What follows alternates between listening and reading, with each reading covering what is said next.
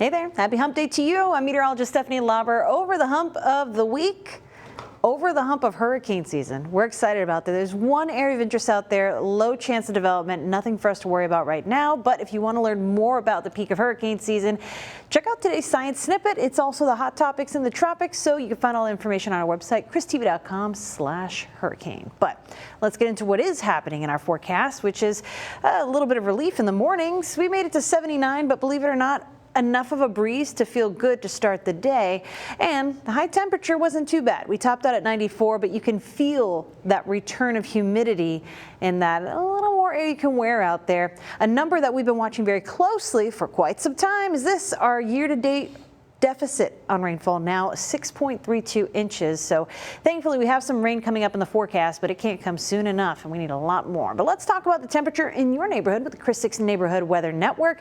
Over in Robstown, we're sitting at 91 off Spring Creek Drive, 92 off River Trail Drive, which is not too far off from how some of our more coastal neighborhoods are doing. Out in Flower Bluff, we're looking at 89 off Tahiti Drive and Laguna Shores Road, 88 from the Shell Neighborhood Weather Station. So as we start to get that humidity back in the mix, we're going to start what I like to call leveling the playing field when it comes to how it actually feels to your body when you step outside. That's the feels like temperature shown in yellow. So feels like 94 in Rockport where the temperature is 87. Same deal in the Bluff right now at NAS Corpus Christi, but heading inland, not too different. Temperature is almost 10 degrees warmer in George West, but we're only feeling a few degrees warmer because there's less humidity inland versus when you're right by the water. But all that to say, some rain will come into the mix and help us out. We've been enjoying a fresh breeze because our wind direction hasn't been from that typical southeast direction. We've generally had an east wind, at times east-northeast.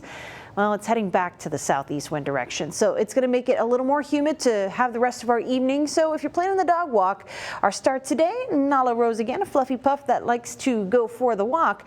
It's not going to be as comfortable as it has been the past couple of nights, but not bad. We'll be down to about 81 degrees by midnight.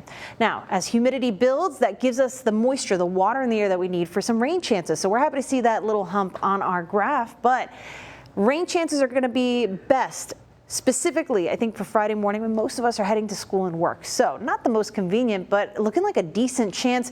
We have some other chances as we head into the beginning of next week as well. So we'll keep an eye on that, but focusing on the closer rain opportunity, here is the setup in the big weather picture. Our pesky front that just will not go away.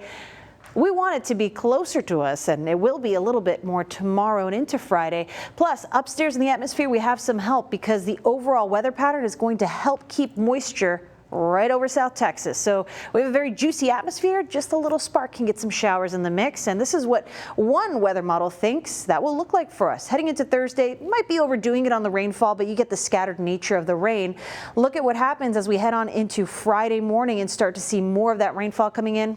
Probably going to be a pretty wet commute. So keep that in mind, but here's a look at the next 7 days. Temps will be tame.